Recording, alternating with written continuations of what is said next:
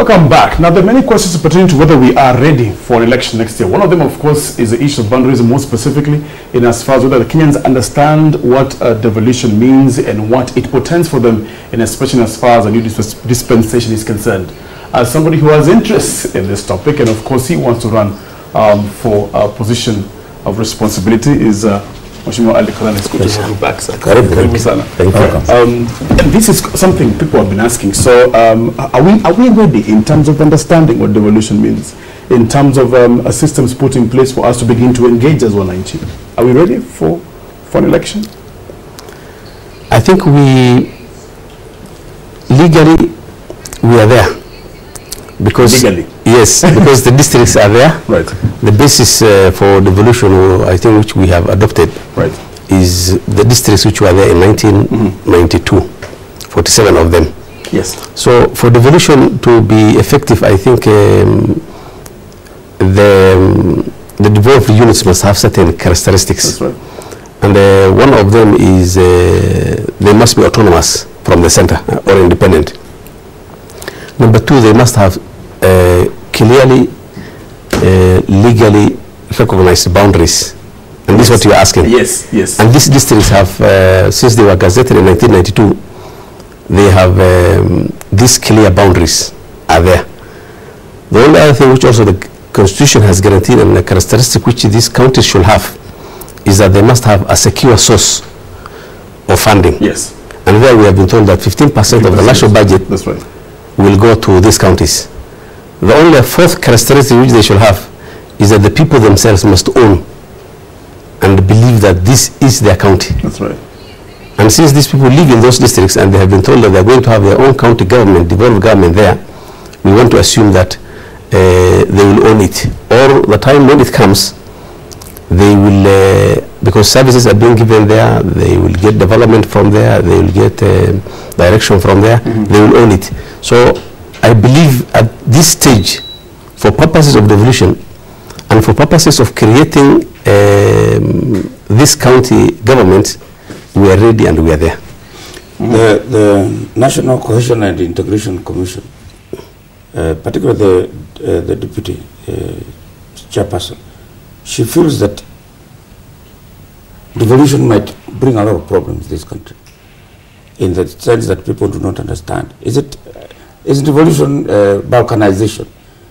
Are we going to have a situation where you, like for instance, want to be governor of Garissa, that you have only people from Garissa who will be working there, and therefore people, the rest of Kenya have no business being in Garissa? I think that danger exists. But it will all depend on the kind of civic education we give to our people. Different, of course, when we talk about devolution, it could have ended anywhere, from the federal governments which have states like the US and, yes, Nigeria, to delegating power to a city like Nairobi to manage itself, or even a village. For us, we have adopted the district. Unfortunately, our districts are what we call geo-ethnic, in that predominantly all of them consist of certain ethnic groups. But our constitution, and because we have been a unitary government over the last 50 years, we have allowed people to interpass. That's right. And disperse. That's right. And they have gone there. So when people were using devolution, especially in Majimbo, as a threat in 1992-97, that was, the Majimbo from their point of view was balkanization and ethnicization, so that you get rid of people who don't belong there. But the kind of devolution which our constitution now proposes is one of devolving political power, administrative power, and fiscal power to those counties as they are constituted and as they are populated.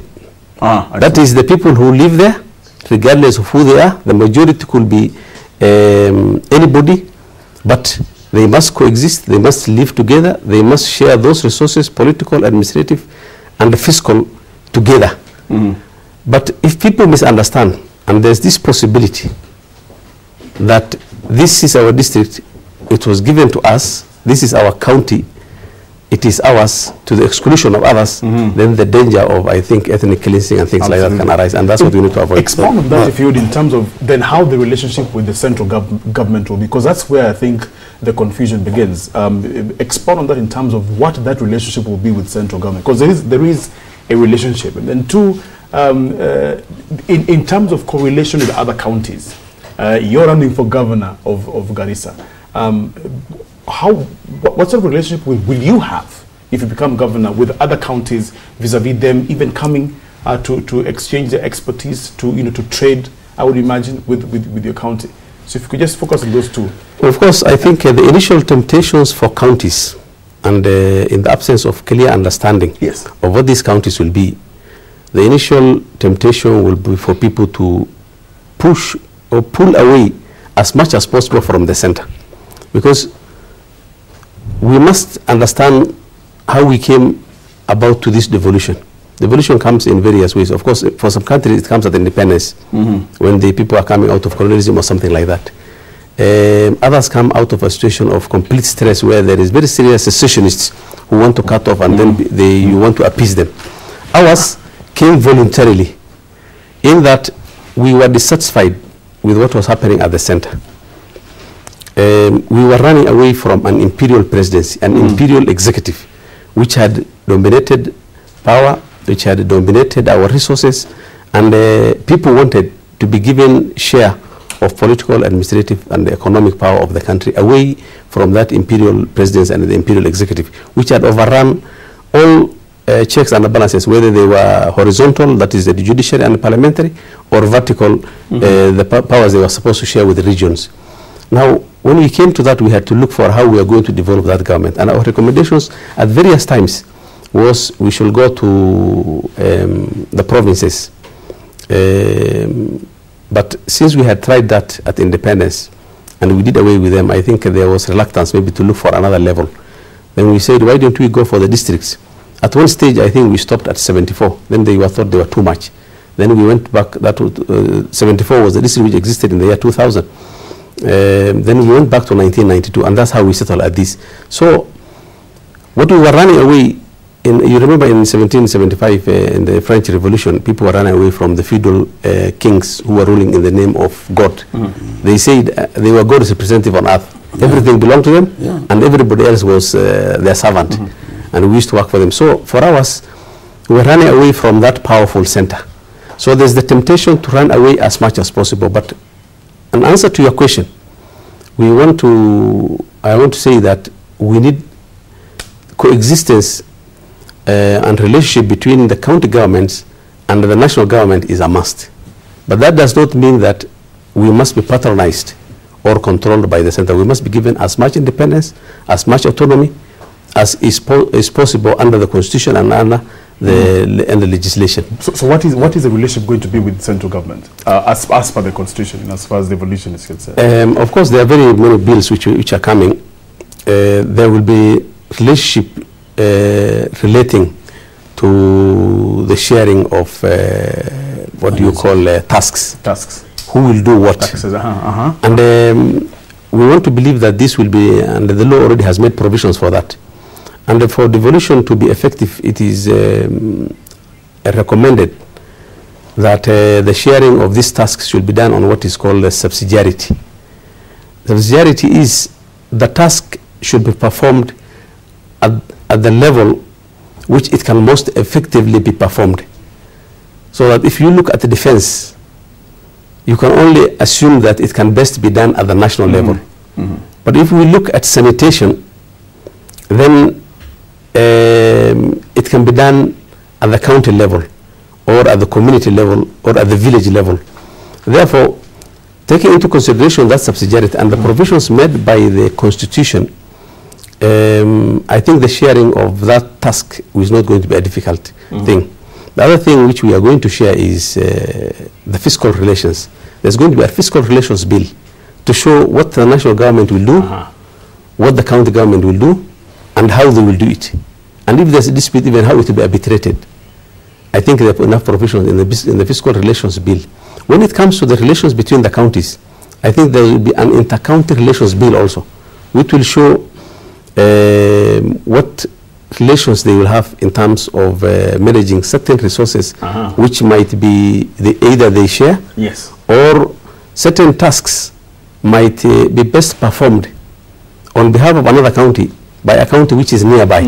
Like if it is seen that Garissa County, I can supply water to Mororo across the Tana River, then they don't need to wait for water to come from Hola, which is maybe 100 kilometers away, while I'm only 1 kilometer away. Therefore, they can delegate that kind of responsibility to our county. Like now in Garissa County, there's a large irrigation scheme which, as a governor, I'm recommending. Fortunately or unfortunately, some of the land falls in Isiolo County. It's near Modogashi. What I will do is I will have to recommend using the intergovernmental relations, inter-county relations bill to ask them to lease that land to me so that it can be part of my scheme, while actually the land belongs to them. And this is something which has been tried in the colonial government. Uganda used to administer some land of Kenya around Kibish. We used to administer some Sudan land, the current contested Eleni Triangle. I think it was Sudanese land. So I think the counties will relate according as per the county relations bill.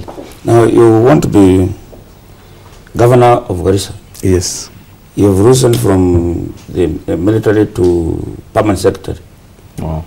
What do you foresee Garissa being in one of those areas which is arid and semi-arid, and you've been permanent secretary? What is it you want to do that you couldn't do then? Of course, as a permanent secretary, I was a national permanent secretary. As a district commissioner, I was district commissioner for many districts outside Garissa. So at no time did I have any responsibility for Garissa. Apart from when I was a PS and I was responsible for it like any other district in Kenya. But as I look myself as the governor of Garissa County, I must appraise myself and appreciate the challenges of Garissa County. Of course, we have a historical aspect of marginalization, both by the colonial government when we were a closed district, and the 3 successive independent governments of Kenya. I think during Kenyatta's time we experimented with secession. The government engaged in scorched earth policy military expedition where I think our animals were confiscated, our people were killed, our houses were burned. And after that, I think we went into a very serious marginalization through the Security Act, where the military and the police and everybody had absolute power over our lives without any recourse to any judicial processes. They could kill you, they could arrest you, they could do anything. And then there was no development in that area. Today, our literacy rates are below 40%. Our schools don't perform in national examinations. Our health system is non-existent. We have only 11 kilometers of road in Garissa County in town, and 9 kilometers outside only. It's 600,000 population is scattered all over, requiring services. So we have a monumental task as a county to reverse all this, because if colonial Kenya neglected us or marginalized us, if independent Kenya marginalized us, the expectations of the people is that our own government will no longer marginalize us. So that danger of the people getting disappointed is something which we need to avoid, and I have my own ideas, I have my own plans for education, for irrigation, for infrastructure, roads and all, to ensure that we don't fail once more. Because as you will realize, devolution is not that it has not been tried, especially financial or fiscal devolution has been tried in the past, and all of them have failed. Even administrative or political devolution has been tried through local governments, and they all failed. CDF is devolution, financial devolution, it has failed. Therefore, we cannot afford once more to fail on our own when we have been given that leadership of the country. The reason why the Kenyatta government and the problem with the Northeastern is that